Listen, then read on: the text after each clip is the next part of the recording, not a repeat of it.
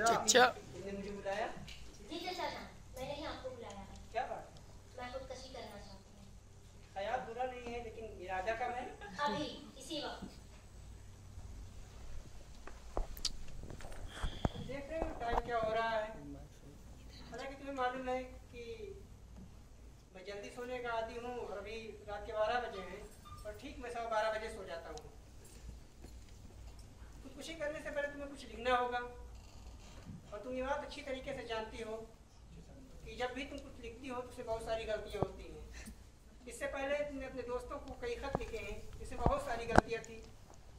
तो मैं चाहूँगा कि तुम खुदकुशी करने से पहले जो कुछ भी लिखो उसे मैं चेक कर लूँ, उसकी गलतियों को दूर कर दूँ। इसलिए कल वो जब अखबार में आएगा और लोग पढ़ेंगे तो मेरी इज्जत का मजाक बनाया जाएगा।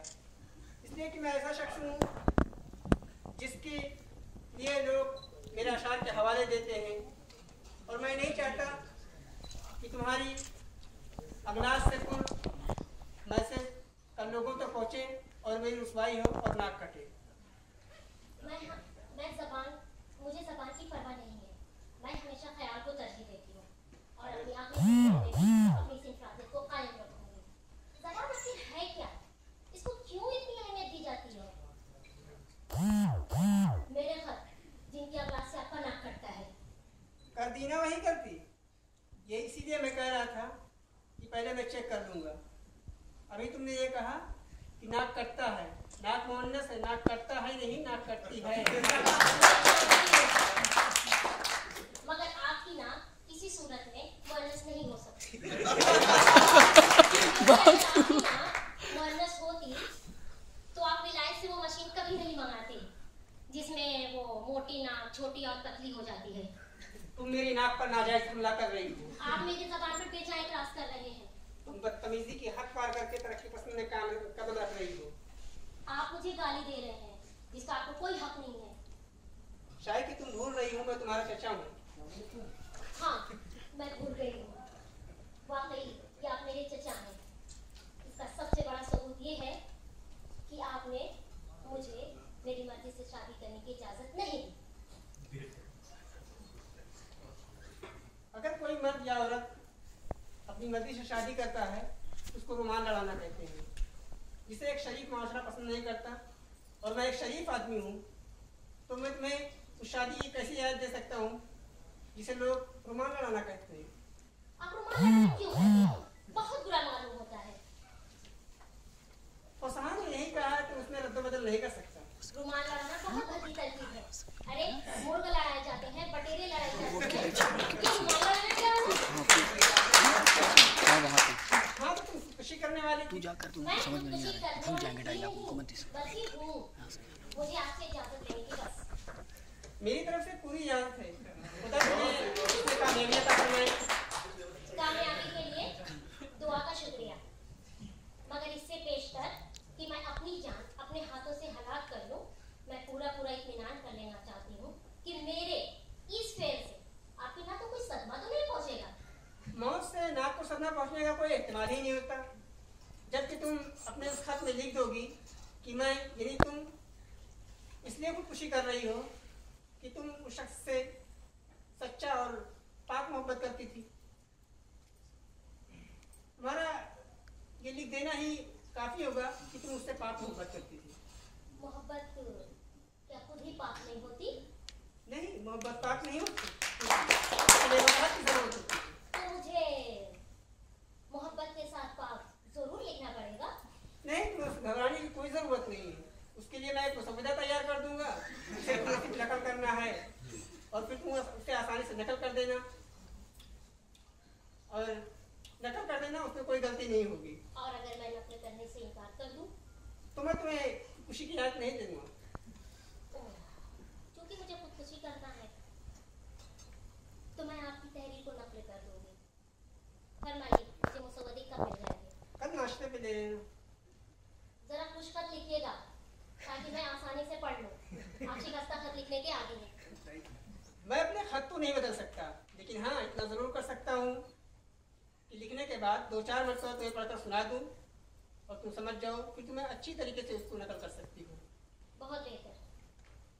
अच्छा तो मैं चलता हूँ। शाबाश है।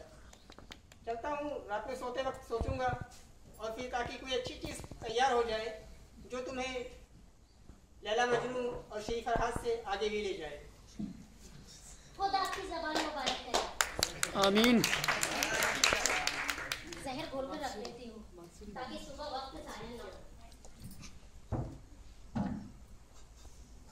वक्त ज़ाया नहीं होगा, मैं जल्दी से जहर घोल के रख देती हूँ। नाश्ते को चाय की बजाय मुझे ये जहर की शीशी पीनी है। कौन है? कौन है? क्या मैं अंदर आ सकती हूँ? तुम अंदर आ सकती हो, मगर तुम हो कौन? मैं सब घबराई हुई हूँ। जरा दम लो तो आपको सब कुछ बता देती हूँ। पहले दरवाजा बंद कर देते हैं, वरना वो यहाँ आ जाएगा। कौन यहाँ आ जाएगा? आप उसे जानती हैं? किसे? रांझे को। कौन रांझा? अरे तख्त हजारेदा रांझा, चौधरी का बेटा देदू। कौन चौधरी का बेटा देदू? तुम ही बताओ, कौन हो तुम? मैं तो हीर हूँ। कौन हीर? महर चोचक की बेटी हीर, जिसे हीर सयार भी कहते हैं। ओह, तुम हीर रांझे वाली हीर हो। आओ, कुर्सी पर बैठो।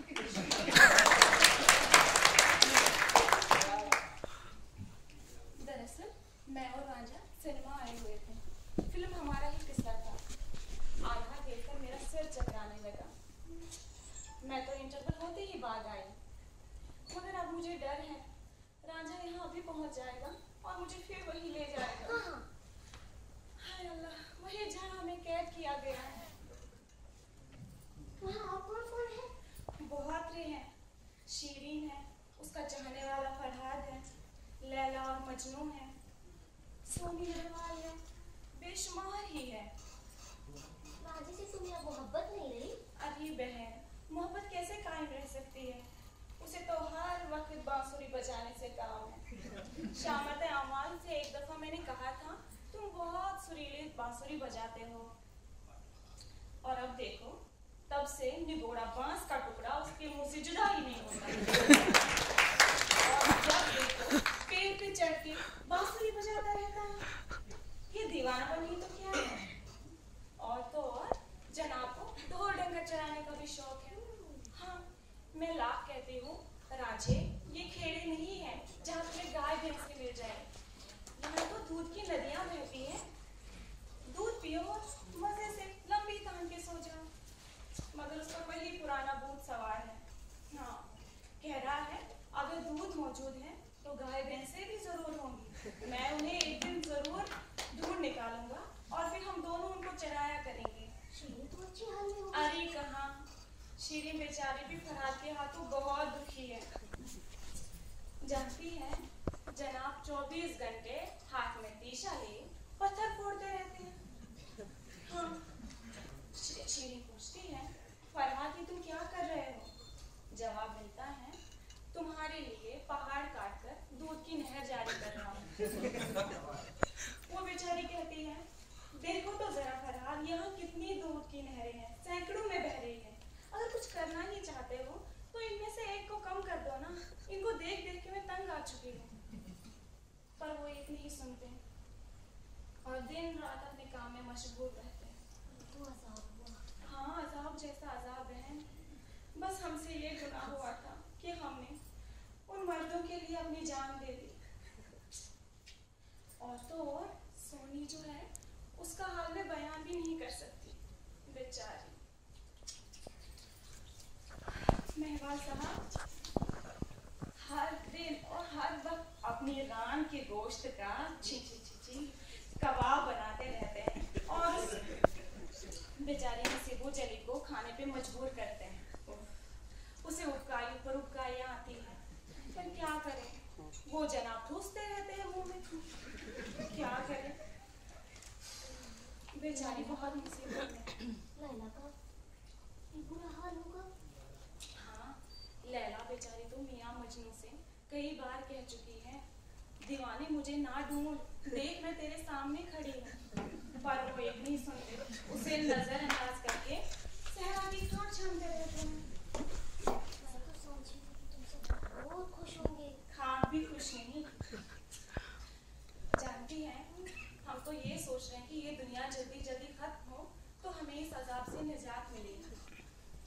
अरे मोहब्बत की थी तो उसमें मर जाना क्या जरूरी था? हाँ, मैं तो बहन उस दिन को रोती हूँ जिस दिन मैंने बिना कुछ सोचे समझे खुदकशी कर ली थी। हाँ, क्या बताऊँ, हीर रांझे से पल भर के लिए जुदा नहीं हो सकती, शीरी फरहाद से एक लम्हे के लिए नहीं हट सकती। जिंदगी अजीरन हो गई, क्या बताऊँ।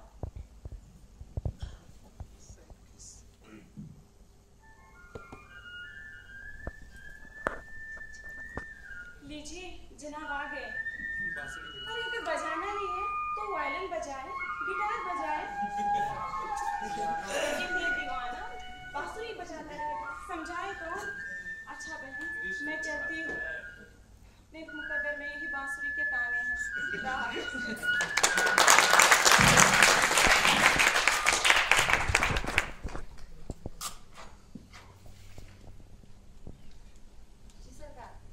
मैंने खुदकशी करने का ख्याल छोड़ दिया है। बहुत अच्छा सरकार। चाचा सो रहे जाग जाग रहे हैं और मुझे अपने पास बैठाकर आपके पाक मोहब्बत के लिए मजमून तैयार कर रहे हैं। कि तुम्हें पास बैठाकर मेरे लिए पाक मोहब्बत का मजमून ना सोचें। मैंने खुदकशी करने का इरादा तर्क कर दिया। बहुत अच्छा सरकार।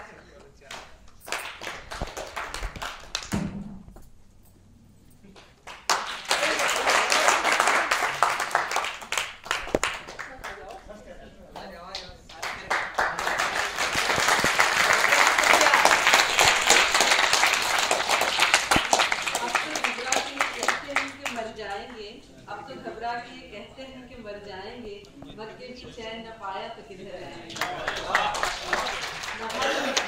फिरोज खान, शबनम शमशाद और चचा इन सब के लिए एक बार फिर से चलो चचा।